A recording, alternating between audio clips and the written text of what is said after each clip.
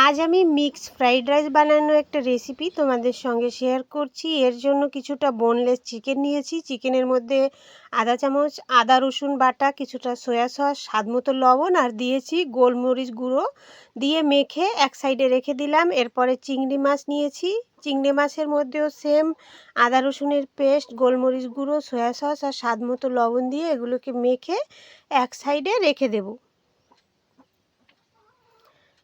Soya সসটা তোমরা না চাইলে না দিয়েও রান্নাটা করতে পারো, কিন্তু সয়া সস দিলে ফ্লেভারটা খুবই ভালো হয়। এরপরে কড়াইয়ে সাদা তেল দিয়ে দিয়েছি, দিয়ে ম্যারিনেট করে রাখা চিকেনের টুকরোগুলোকে দিয়ে দিয়েছি। এখন একটু ফ্লেমটাকে লোতে রেখে আমি এই চিকেনটাকে খুব সুন্দর করে ভেজে নেব।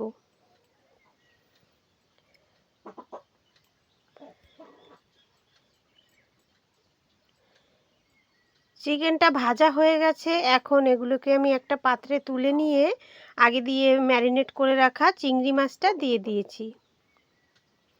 চিংড়ি মাছটা চিকেনের মতো অতটা বেশি ভাজতে হবে না, হালকা একটু ভেজে নিয়ে এটাকে তুলে নিলেই হবে। বেশি চিংড়ি মাছ ভাজলে কিন্তু মাছটা শক্ত হয়ে যাবে। কড়াইয়ে এরপরে আরেকটু সাদা তেল দিয়ে একটা বড় সাইজের পেঁয়াজকে আমি কিউব করে কেটে নিয়েছি। পেঁয়াজটা কালারটা চেঞ্জ হওয়া পর্যন্ত ভেজে নিয়ে এর মধ্যে দিয়ে দিলাম কয়েকটা চেরা কাঁচা লঙ্কা। আমি এখানে কাঁচা লঙ্কা মাঝখান দিয়ে চিড়ে ব্যবহার করেছি, তোমরা চাইলে কাঁচা লঙ্কার পেস্ট করেও ব্যবহার করতে পারো। এরপরে নিয়ে নিয়েছি কিছুটা ক্যাপসিকাম, গাজর আর গ্রিন পিস। এগুলোকে হালকা একটু ভেজে নিয়েছি। সবজির কালারটা চেঞ্জ হওয়ার পরে আগে দিয়ে রান্না করে রাখা ভাতটা আমি দিয়ে দিয়েছি। ভাতটা কিন্তু 90% মতো রান্না করে আমি নামিয়ে নিয়েছি। আর ফ্রাইড রাইস বানানোর জন্য ভাতটাকে একটু আগে রান্না করে রেখে দিলে ভাতটা যদি একটু ঠান্ডা হয় তাহলে কিন্তু ফ্রাইড রাইসটা খুব সুন্দর ঝুরঝুরে তৈরি হবে। আর তোমরা যদি গরম গরম সঙ্গে সঙ্গে রান্না করে এটাকে বানাতে চাও তাহলে ভাতটাকে একটু মেলে রেখে তারপরে ফ্রাইড রাইসটা বানাবে, তাহলে কিন্তু খুব সুন্দর হবে। ভাতের সঙ্গে সবজিগুলোকে খুব সুন্দরভাবে নেড়েচেড়ে মিশিয়ে নিয়ে উপর দিয়ে ভেজে রাখা চিংড়ি মাছ আর মুরগির মাংসটা দিয়ে দিলাম।